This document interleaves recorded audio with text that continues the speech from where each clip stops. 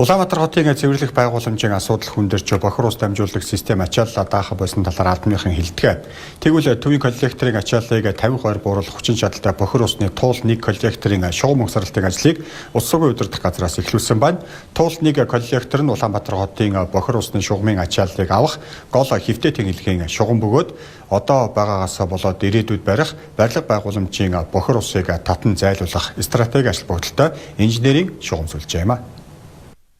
2007 онд Гачар тосгоноос төв цэвэрлэх байгууламж хүртэл 32 км үргэлжлэх Улаанбаатар хотын бохир усны туул 1 коллекторыг барих шийдвэрийг гаргасан ч хэрэгжиж чадаагүй өнөөдрийг хүрсэн.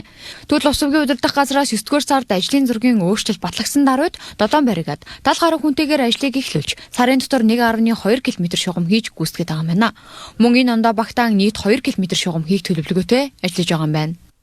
Тийм туул 1 коллектор бол Улаанбаатар хотыг 2040 он хүртэл хөгжүүлэх ерөнхий төлөвлөгөөний хүрээнд хийгдэх ёстой хамгийн чухал инженерийн байгууламж байгаамаа. За туул 1 коллекторын өөрөх нь үндсэн зорилго бол Улаанбаатар хотыг зүүнээс баруун тийш чиглэн барилгажих барилга байгууламжуудын ариутгах татваргын бохирын гол шугам гэж тооцогдож байгаа магистрат шугам байгаа. За энэ жил Улаанбаатар хот барилга байгуулалтын яамн дээр хийгдсэн 18 жил ингээд дуустгүй нэг ажлыг дуусгая бид нар өөрсдөө хий гэдэг юм зориг гаргаад шийдвэр гаргаад мөнгөө босгоод технологио судлаад зураг шинжилээд энэ туул 1 коллекторыг ингээд эхлүүлээ явж байна. Энэ жил ус сургуулийн удирдах газар ирэх жил гэхэд 10.8 км газрыг энэ туул 1 коллекторыг угсралтын ажлыг хийж дуусгах ёстой. Туул 1 коллекторыг барихдаа Улаанбаатар хотод ашиглагдаж байгаа чугамудаас хамгийн өргөн диаметртэй буюу 1.5 метрийн шугам угсарч байгаа бөгөөд энэхүү шугам нь Баян зүрхийн хэрэглэгчдээс эхлээд төв цэвэрлэх байгууламж хүртэлх шугамын ачааллыг хуваалцах үүрэгтэй юм байна.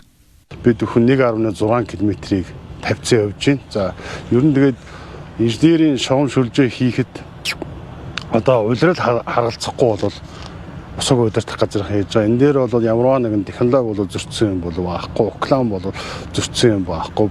Мөн хаабын асуудлыг бид өхөн бол өндөр түвшинд тавьж ажиллаж байгаа.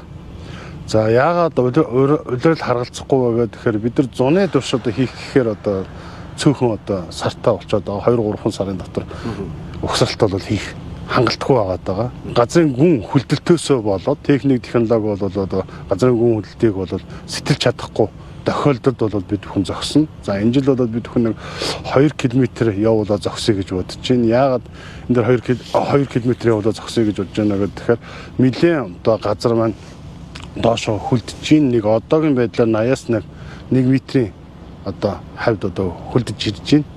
Хэрвээ туул 1 коллектор ашиглалтад орохгүй бол цааш шинэ бүтээн байгуулалтыг хүлээн авах боломжгүй нөхцөл байдал хотод үүснэ гэлээ. Одоо хийж буй энэхүү шугам хоолойны бохир ус нь тэсвэртэй, хөрсний дац авах чадвартай гэдгээрээ онцлог юм байна.